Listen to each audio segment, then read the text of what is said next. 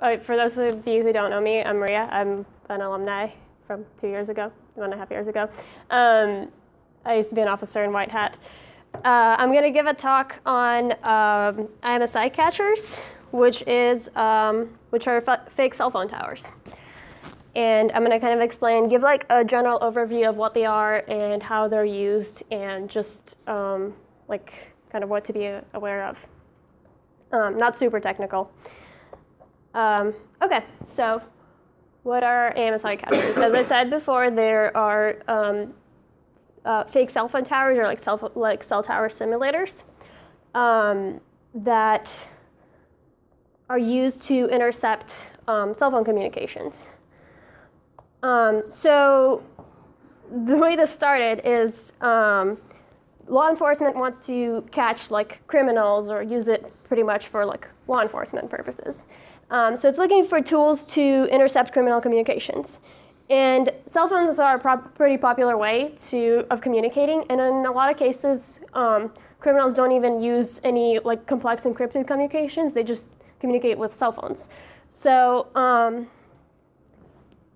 it makes it an easy, like, it gives the government motivation and law enforcement motivation to look into the tools for this. So the reason tapping cell phones could be useful is because they're less secure than a lot of other devices, because they're wireless. Like wireless devices are inherently less secure because they broadcast their data to anyone with a receiver. And you can also tap them and like pick up the transmission without anybody knowing. It's impossible to like trace it back that somebody else picked up your transmission, versus like if it's over a hard wire, like that's more complicated. So IMSI catchers have a lot of names. They go by a lot of names. Stingrays is one of the names. There's a picture of a stingray. It's actually a brand, but it's so popular, it's like so commonly used that it's become one of the terms to describe them. But also dirt boxes, I don't know why, fake or like cell site simulators, fake cell phone towers. So they go by a lot of names, which also makes it kind of difficult to find out that somebody has been using them. Like, for example, if a police department is using them, they could mention one of the names, and there's no like one common way to refer to them, which makes it easy to conceal that you've been using them. So listening to everyone that connects to a fake tower would be kind of chaotic, because you're literally going to pick up like a bunch of signal. So the useful way is to target a specific subscriber and listen on them specifically. And that's where IMSI bit comes in. So IMSI stands for International Mobile Security, or Mobile Subscriber Identity. And it's kind of like an ID. It's like a unique identifier that's used for GSM mobile phones. So just like it sounds, every phone has them. They're unique. And that's how your handset uniquely identifies itself to the network. So how does the attack work? And I'm referring to this as an attack because it's essentially a man-in-the-middle attack. It's pretty simple. So it exploits 3 security problems with the GSM phones. One is a known security hole in GSM. One is an artifact of device being wireless, and the final one involves a problem with encryption, or with the encryption protocol. So the first problem. One security hole in GSM is that bidirectional authentication is not required. So that pretty much means that your cell phone has to authenticate. It has to prove that like this is a cell phone. But the network doesn't have to prove to your cell phone that it's a network. So the network doesn't have to prove anything. So pretty much, as like you can see in the dialogue, the handset never requires authentication, and anybody can be like, okay, yeah, I'm a cell tower. So this is bad. As you can imagine, anybody can impersonate the GSM network and can talk to your handset, and your handset will believe it.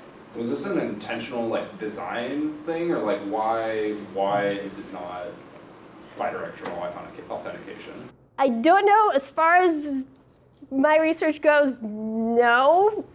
Go ahead. Pretty much they assumed that only people with the infrastructure to make a cell tower would make a cell tower. Well, there's also, if you broadcast on a frequency that's being used by someone, then eventually you will be tracked down by the FCC for stomping on other people's bandwidth. But if you're just listening on it, Well, see, unless you're law enforcement, in which case you get a free pass. So, I mean, you can only operate your own cell tower as a random person for so long before someone knocks on your door. Yeah. Okay, so that's the first problem, but surely your phone is not gonna connect to the fake cell phone tower, right? It's already connected to another tower. How would you get it to connect to the fake one? So the problem with that is, yes, it will. Because if the attacker has a stronger signal, your cell phone is constantly looking for the strongest signal. So it's going to switch to whoever has the strongest signal in their area.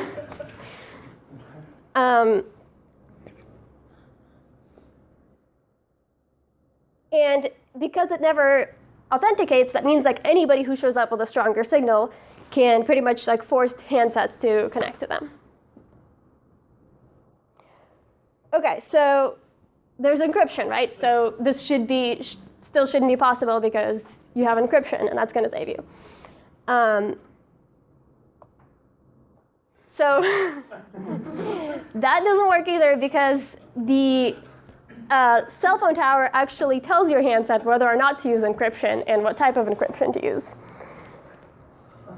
So the network tells us the handset, and that means the IMSI catcher can easily tell the handset to use A50 mode, which is no encryption, or A51 or A52, which is really easy to crack. Which, by the way, A51 is actually still in use, commonly used, even though it's been reverse engineered in 1999. So it's not super secure, but it's still being used a lot.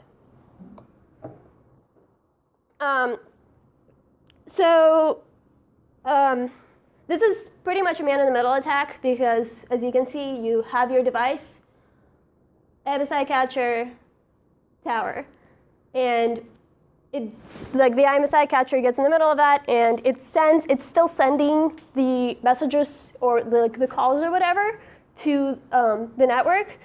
So your messages are still going through. You just don't know that they're also being read on the way there.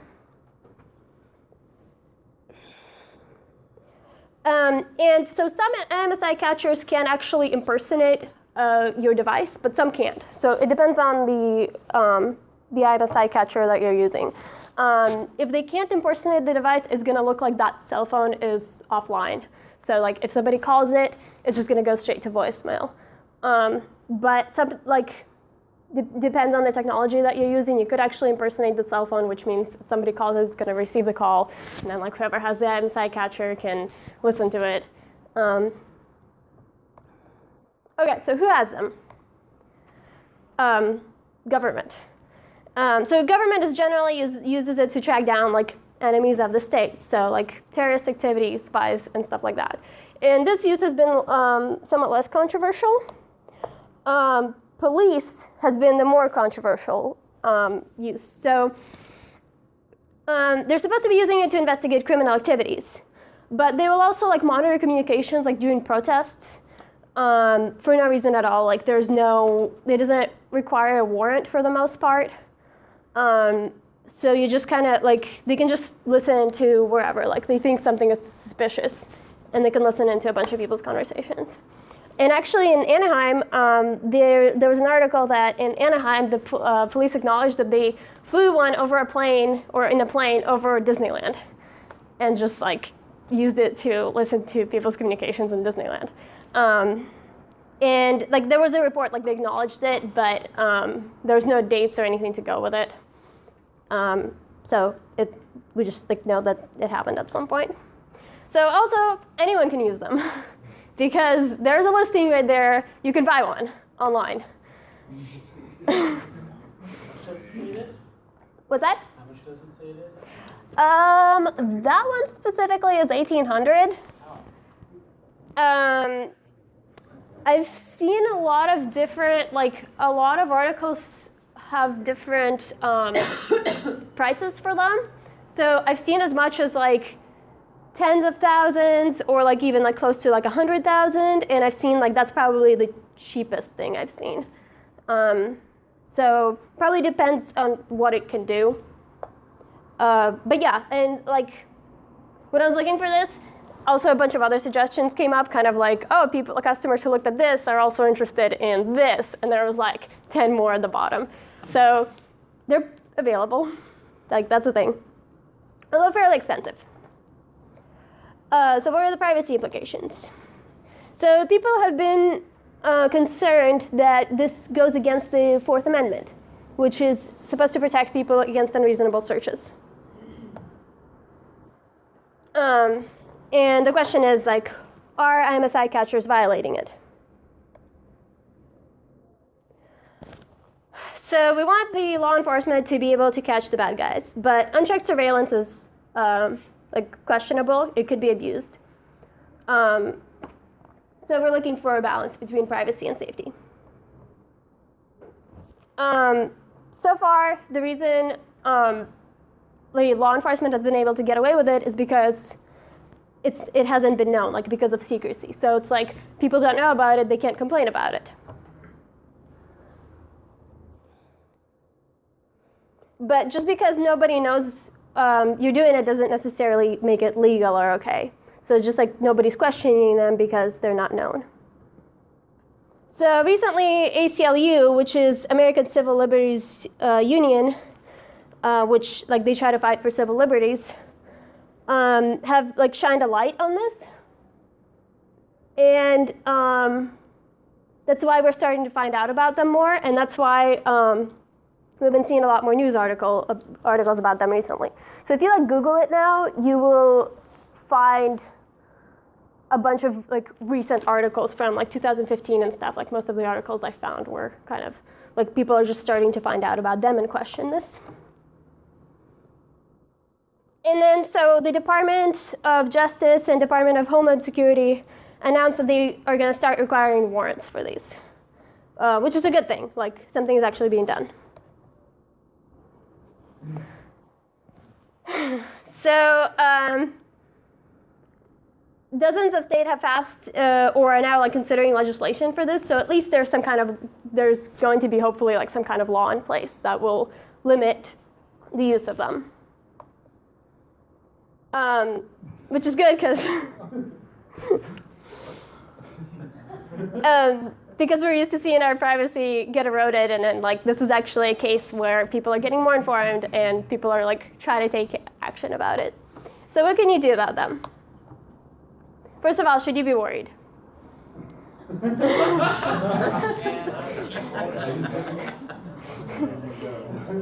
So since the attack is on GSM, carriers that use GSM are affected and carriers that don't are not.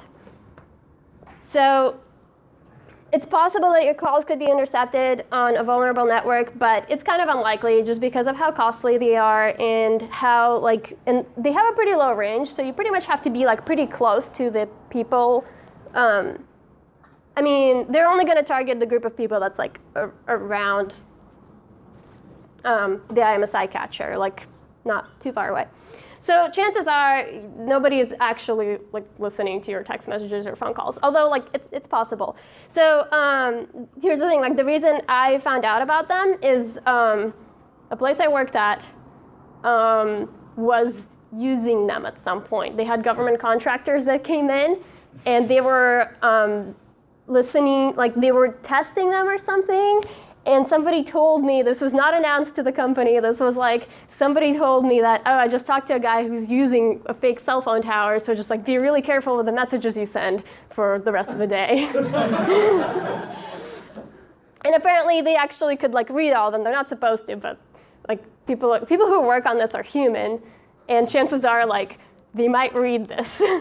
So like we were not warned about it, I just happened to find out about it, so that got me kind of curious, and that's why I did more research. So my goal here is kind of to like spread the word about it, because a lot of people in the building had no idea and sent some really questionable text messages. So one thing to do is learn the laws in your county. A lot of these laws have been kind of like passed down, and they're up to like individual counties, because there's no like general laws about it. So it's good to find out what the laws are in your county and like whether they're being used in your county. Like for example, I found out that Alameda County uses them, like up in the Bay Area, and like Oakland Police Department uses them regularly. So you can contact your county's Board of Supervisors and just to get information and actually like communicate. That's like one of the ways that was recommended to go about it. Find out if they're being used in your county, find out, or like just for general awareness. And if you're interested in what the laws are. Another thing is they are trying to work on IMSI catcher detectors. And so there is this Android app. There are a few screenshots from it. That's supposed to detect IMSI catchers. It's not very good. Like it's in alpha stage right now. It's still early in development, and the results are not really very reliable. But it does things like, it's actually on GitHub, and it does things like checks for cell phone towers that you normally use, and it will check if like a new one popped up and you've never seen it before, because that looks kind of suspicious, right? So it will warn you that like this is unusual. So that's another thing. Okay, so pretty much takeaways from the talk are IMSI catchers can intercept your phone transmissions, and even if the goal is only to monitor criminal activity, they can pick up, they do pick up transmissions from everyone in the area until they find out like who they actually want to target. So pretty much every time they're used, there are people that like whose privacy is breached that way, just by nature of it. And it's good to be aware of the legality, and it's just good to be aware of like, are people using them in my area, and just to like start a discussion about it so it's not being done without public knowledge. Okay, and that's all.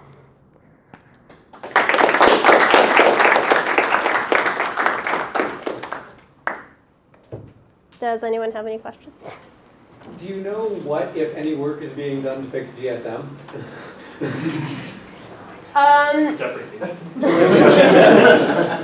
So since this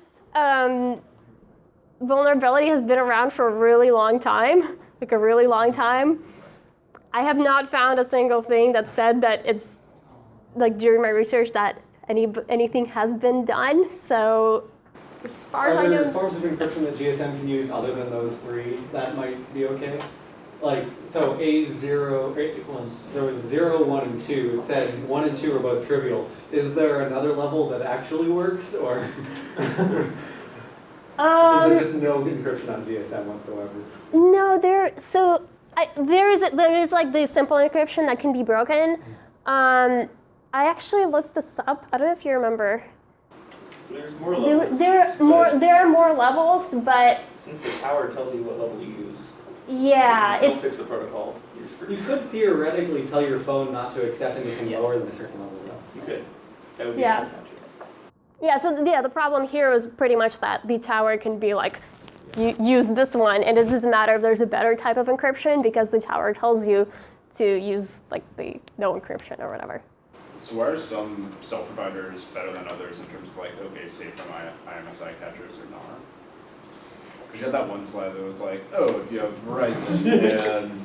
It's because they don't utilize SIM cards. That's why. Like Yeah, Verizon. use GSM. Well, CDMA is different. Just pretty much sums it up. It's probably broken too, but Probably. different ways. Do you know if, kind of maybe you mentioned, is LTE vulnerable as well? Is that, it's kind of semi-compatible with GSM? But I think so, yeah. I think I remember seeing that. So I know that like 2G, 3G, 4G, and I'm pretty sure, like, I think tentative yes to your question. Do you know what the laws are in SLO County related to IMSI Catchers? I haven't found anything about SLO County. I'm gonna guess none, because like this, from what I've gathered, it's really early on. Like we're really early on in like establishing any kind of laws. So the articles that I've seen, and these were from like last year and this year.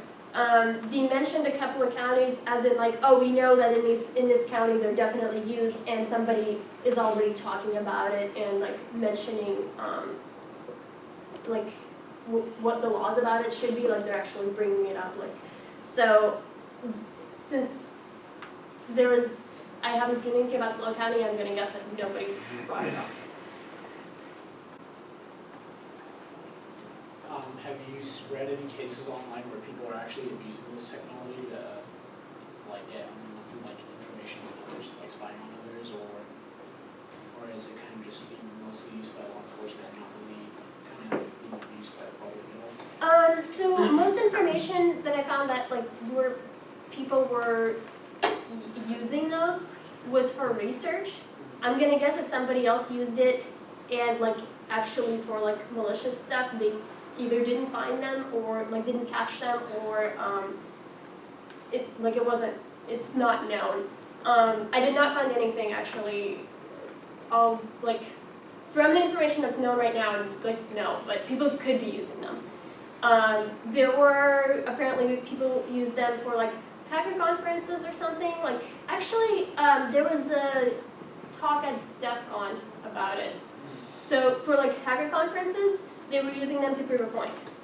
But, so that stuff is public. But otherwise there haven't been cases other than like either by police or to prove that like, look how easy it is if you have enough money and care enough. There are also cases where the use is kind of questionable. So she mentioned like how they've used them to like monitor protests and stuff like that. So they might not actually monitor your communications. They just might watch everybody's IMEI in the area and then try and correlate were you at a protest or not by seeing whose IMEIs showed up. Yeah, I was actually reading, there was one about monitoring protests that said there was a conversation that was captured, and this was from the police department, so somebody was at a protest, and they were pretty much saying things like, oh, this girl is on her phone a lot, so are you guys like catching what she's doing? And then somebody was like, oh yeah, okay, we got this. So it was just literally like, he saw that somebody was on their phone a lot during a protest, and they considered that suspicious, and decided to like monitor her. So again, like this is a case where like you normally would want like, I guess a warrant for that, because it is like an unreasonable search, but yeah.